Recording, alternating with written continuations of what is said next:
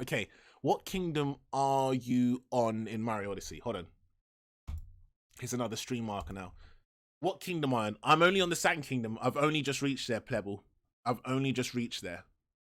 Good morning. It's 7 p.m. right now. Where you are in the world, it's 7 p.m. And if I had to guess, you're based on the east side of the world. So maybe the Asian continent.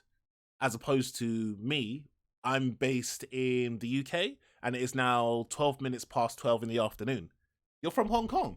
Hey, greetings from the UK. Good to see you. One more little story time. Let me try and think of a topic to hit that I can throw on YouTube as well as a thanks for 100 subscribers, blah blah blah blah.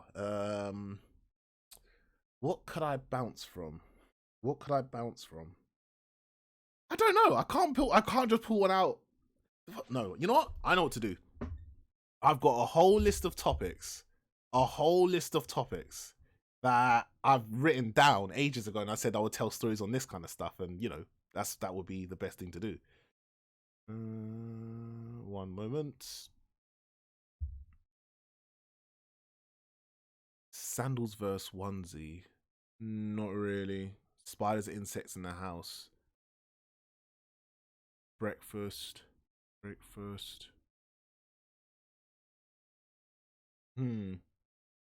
Staying up past bedtime, sneaking games, PC, etc. Charlie Tinder wife and man crappy memes. Active moving bins. I can talk about that, I guess.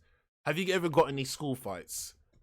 You know what? I was thinking of that the other day as well. Okay, we'll cover this for a moment. Good idea. This will be the last little mini story, and then we're going to start Super Mario Odyssey because I think I've got just under an hour and a half to play 100%. Not 100%, play through the Sand Kingdom, if you will. You haven't 100%ed because volleyball. What do you have to do for volleyball to get 100%? Is there a moon involved that you have to do something crazy? Just a mini game with a game that you haven't reached yet. Right. Okay. Yeah, I think in my lifetime I've been involved in. I think I could count on one hand how many school fights I've been in. Let's see. How many school fights have I been involved in? I wasn't really involved in any in upper school. I don't remember. There was 1 or 2 confrontations, but I didn't really get in any.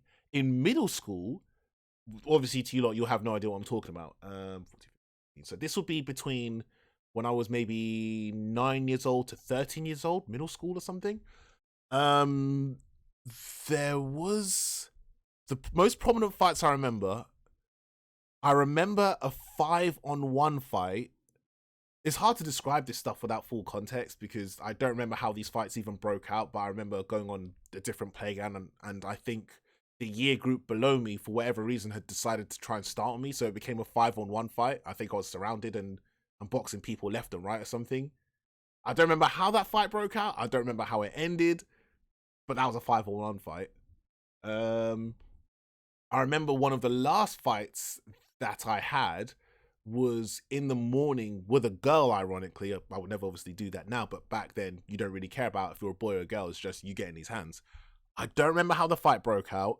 All I distinctly remember from that was as me and this particular girl were going back and forth, I kind of at one point just like stopped hitting back, and as she's hitting me, slapping and trying to punch, I'm just taking the hits like, those infamous Twitter clips or UFC fights where you see someone just take licks and it does nothing to them. It was like, boom, boom, boom. You're just like, come on, whatever. Is this all you got? That kind of stuff. I remember that moment.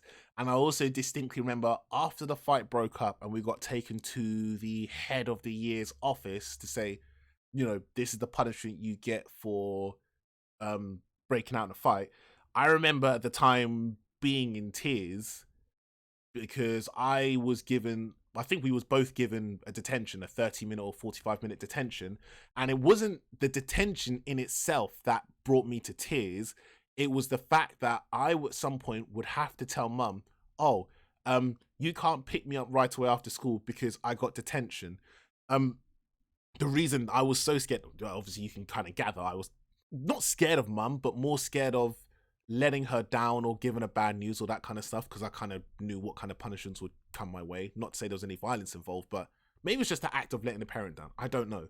Point is, my mum, during school hours, she's got her own job, she was doing her own thing, whatever, but after school, there's a very short period of time where mum would be able to pick up me and my younger brother, because she would then have to go to her next job, right? And we would have to chill at that time, whatever. So I feared having to tell mum, oh, you know, that small window of time when you could pick me up to, you know, go to your second job, etc. You can't pick me up because I've got detention. I don't remember what came out of that. It might have been a lunchtime detention as opposed to an after school one. But I just remember being in tears for that. And the reason I remembered this story recently was because I was on either Instagram or Facebook, and you know how it recommends friends to you that, you know, you might know this person, you might know that person. I had saw that girl, or now woman, with her child in the photo as well, and I was like, oh, I remember you. Oh yeah, we once had a fight. And I think maybe the last time I saw her in person, but we hadn't acknowledged each other. I think I saw her, but she didn't see me or didn't recognize me. The last time I had seen her in person in real life was when I went to the post office to pick up some parcel that I hadn't picked up at the time that had come to my front door. This would have been before my car had turned blue. So this might have been 2019 or 2020. I'd last seen this person and thought, oh, you're still alive. Nice. Hope you're doing well. Obviously, I hadn't spoken to him or anything like that, but it was just an acknowledgement in my head of that person still exists. There's, I'm sure, one or two other fights that I'm forgetting to talk about. But yeah, there's all kinds of school stories I'd love to share with you lot. That the little school stories. There's loads I'd love to share. Oh, hey Rosa. Good evening. Not good evening. Good morning. Good afternoon. How are you doing? Happy Mellow Saturday. You streaming right now is exactly what I needed. Thanks for making my lunch stamp. No problem, Rosa. Glad I could help. We've had 6 fights during high school. My most recent one's when she was bullying my brother and she said something really fucked up. She poured a drink on me, spammed my phone, so pushed to start stamping me up. So alright, hook that bitch. Be careful what you say online, my friend. You might get cancelled for that language. But as long as you've learned from your actions back then and you're more, you know, you're a different person, you're a better person, it's okay to reflect and acknowledge, you know, where given as an adult now, you wouldn't do these things. You need to get 100 points to get the second moon, which is the only moon I haven't got yet. Well, I'll do that. I'll do that when I get to the volleyball team. Leave it to me. Why do I think your mouth doesn't match the words you're saying? Probably because not your internet, but you might have to refresh the stream. Sometimes I hear from people, the words being said that comes through the speakers or whatever doesn't match me hitting the goddamn mic, me and my mouth actions, all that stuff. So refresh the stream, maybe upgrade your internet, upgrade your PC, upgrade your mobile device. I don't know. Yeah, you're a better person. That's all we can learn from things, man. That's all we can learn.